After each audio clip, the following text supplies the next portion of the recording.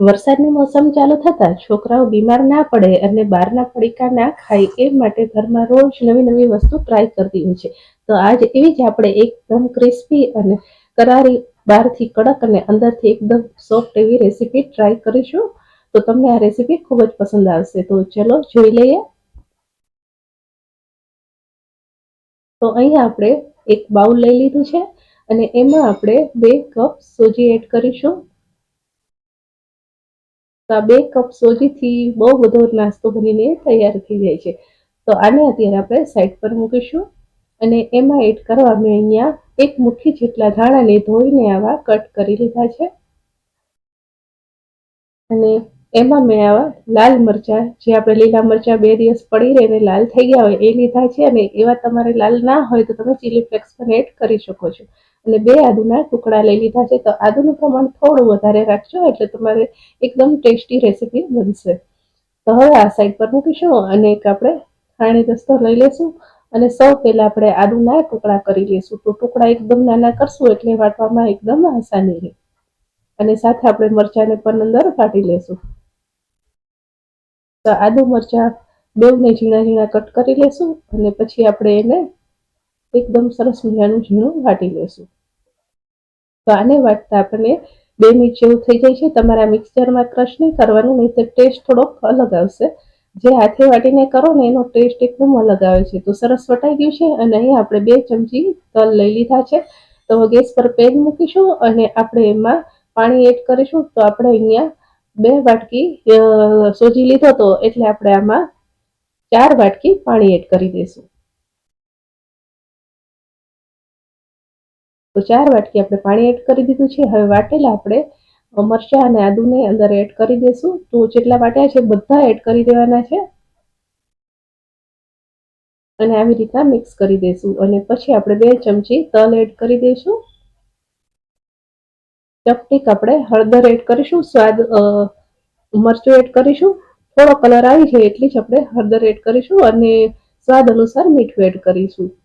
ચપટીક આપણે હિંગ એડ કરીશું અને અડધી ચમચી ગરમ મસાલો એડ કરીશું અને આપણે 2 ચમચી ખાંડ એડ કરીશું અને વિનેગર આપણે 1 ચમચી એડ કરીશું. તો 1 ચમચી વિનેગર તમે એડ કરશો એનાથી જરાય વધારે એડ ના કરતા, નહીંતર ખાટું થઈ જશે. અને ઉપરથી આપણે ધાણા એડ કરી દઈશું. હવે આ બધું પાણી ઉકળે નહીં ત્યાં સુધી આપણે ગેસની ફ્લેમને ફાસ્ટ રાખીશું. તો પાણી આપણું ઉકળવા લાગ્યું છે. ઉકળવાનું ચાલુ થાય એ પછી આપણે એને 2 મિનિટ જેવું ઉકળવા દેવાનું એટલે બધા મસાલા એક રસ થઈ જાય. અને પછી આપણે થોડી સોજી એડ કરતા જવાનું અને મિક્સ કરતા જવાનું, જેથી અંદર લમ્સ ના રહે.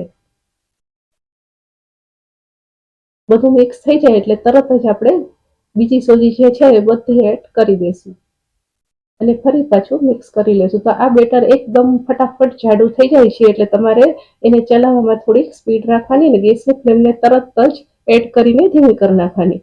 તો જોતામાં તો તરત જ આ એકદમ જાડું થઈ જાય છે અને પેનને છોડી લે એટલે આપણે નીચે ઉતારી લેશું. તો આપણે એને નીચે ઉતારી લીધું છે અને હવે આપણે એમાં 1 ચમચી તેલ એડ કરીને સરસ મિક્સ કરી લઈશું.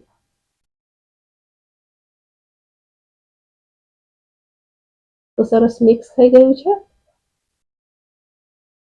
હવે હાથમાં આપણે તેલ લગાવીશું અને તમારે જે આકારનો શેપ આપવો હોય એ આકારનો તમે આપી શકો છો. નાનો, મોટો, ગોળ, દિલ આકારનો કોઈ પણ તમે શેપ આપી શકો છો. તો મેં અહીંયા આવો શેપ આપ્યો છે.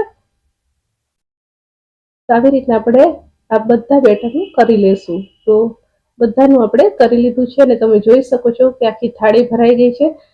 તો હવે આપણે એને તળી લેશું. તો તેલ આપણું સરસ મૂકીતું ગરમ કરવા આવી ગયું છે એટલે આપણે એમાં એડ કરી દઈશું.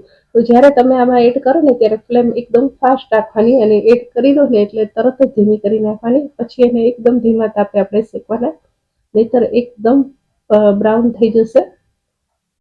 તો આપણે એને ગોલ્ડન બ્રાઉન થાય ત્યાં સુધી તળશું અને તમે જોઈ શકો છો કે એકદમ ક્રિસ્પી ગોલ્ડન બ્રાઉન એનો કલર આવી ગયો છે. તો તેલ નિતારીને આપણે એને બીજી પ્લેટમાં કાઢી લેશું. આવી રીતના આપણે બીજા પણ તળી લેશું. તો પહેલી બેચમાં તમે તળો ને ત્યારે 3-4 જ નાખવાના અને પછી તમારે વધારે નાખવાના. આવી રીતના આપણે બધા તળી લીધા છે અને તમે આને સોસ સાથે અને ચટણી સાથે સર્વ કરી શકો છો. સૌથી વધારે એ ચીલી સોસ જોડે ખૂબ જ સરસ લાગે છે. તો તમે પણ આ રેસીપી જરૂર ટ્રાય કરજો અને સારી લાગી હોય તો વિડીયોને લાઈક અને શેર કરી દેજો અને ચેનલ પર નવા હોય તો સબસ્ક્રાઇબ કરી દેજો. તો ફરી મળશું નવી રેસીપી સાથે નેક્સ્ટ વિડીયો.